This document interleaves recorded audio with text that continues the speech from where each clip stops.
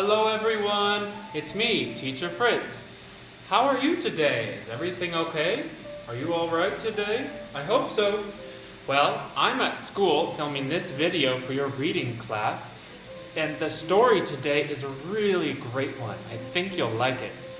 Because I'm in this clean and safe environment, and more importantly, there's no one around who could possibly get sick, I will not be wearing my mask today. I think it will make our story a bit more interesting, okay? We'll be reading the story, which is one of my all-time favorite books, called The Lion Inside. It has some big words, however, so I'll try to read a little slow, but not too slow, a little fast, but not too fast, okay? Also, this is a story about a big lion and a little mouse, so we'll see those pictures very clearly on the side. Here we go. The Lion Inside by Rachel Bright and Jim Field. The Lion Inside. In a dry and dusty place where the sand sparkled gold, stood a mighty flat rock, all craggy and old. And under that rock, in a tiny little house, lived the littlest, quietest, meekest brown mouse.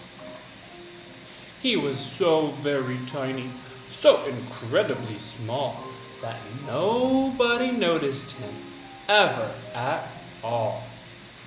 "Hello," he cried. He got trod on and sat on and missed out for stuff, ignored and forgotten.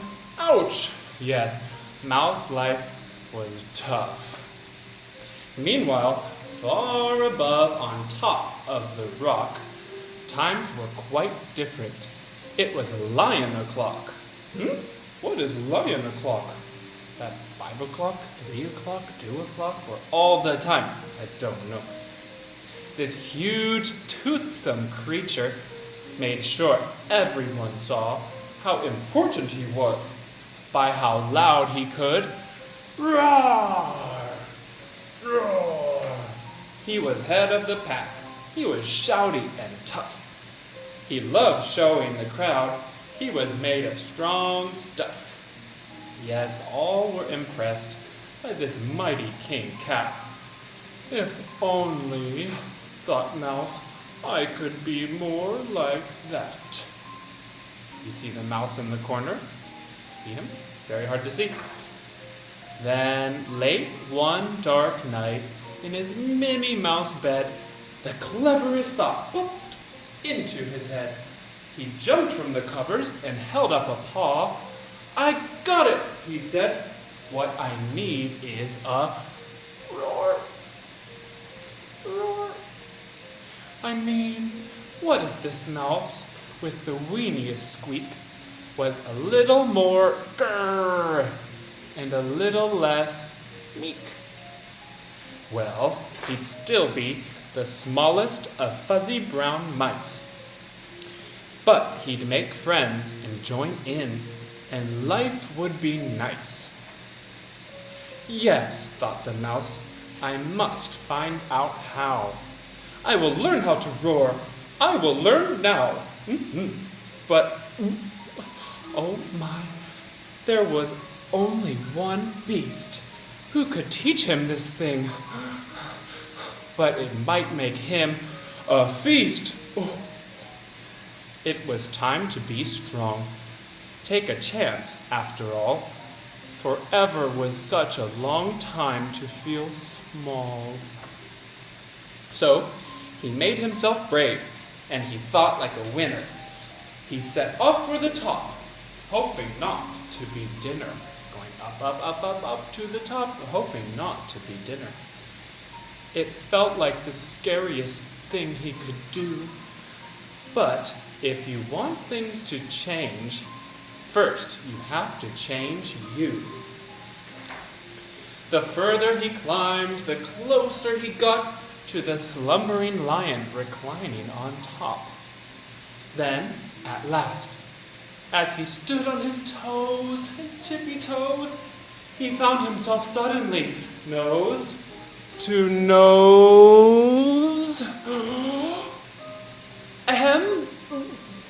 Pardon me. Dun, dun, dun. Wake up, Mr. Lion. You've got company. Squeak? Mr. Lion, what I've come to you for is squeak. Do you think you could teach me your roar? A silence befell on that twinkling plain. Lion opened his eyes and puffed out his mane. Time slowed right down. Why, it felt like a week. Then he opened his mouth and let out a ee, wah, wah. What's wrong with Lion? Does he look happy, sad, scared? What's wrong with Lion? The lion was shaking, his paws all a fumble. He was backing away with a scrabbling tumble. Don't hurt me, he whimpered. Oh, try to be nice. Well, my goodness, this lion was frightened of mice. Don't worry, Mouse peeped. I'm a friend, not a foe. Let's rock this together. We'll have fun, don't you know? That was a magical moment for sure. When Mouse didn't feel at all small anymore. No. He had found his true voice and learned to speak out. And for that, you don't need to roar or to shout. You do not need to roar.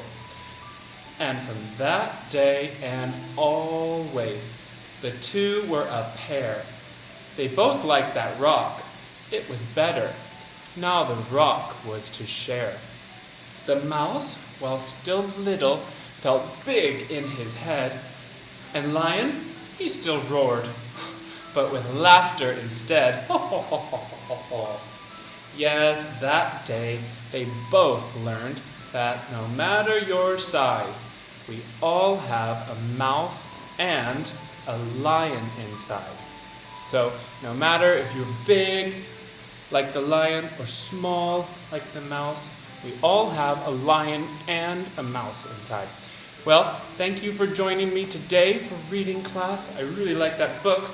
Remember, wash your hands with lots of soap and wear your mask if you go outside, okay? Stay safe, stay clean, stay healthy. Bye-bye.